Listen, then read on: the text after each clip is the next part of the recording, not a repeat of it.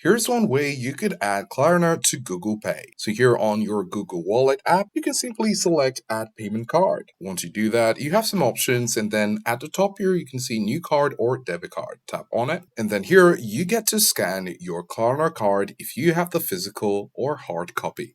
But if you don't and you have the details on your mobile device, you can look over to the bottom where it says or enter details manually. So select that. Then you get to put in the card number, the date of expiration, the security code, etc., as well as your address. So once you fill these up, you'll be able to go for more in order to complete the process. So once you're done with this, you can scroll to the bottom and it's going to change to save and continue. And once you do that, you will need to confirm your action, and that's how you get to add Klarna to your Google Play.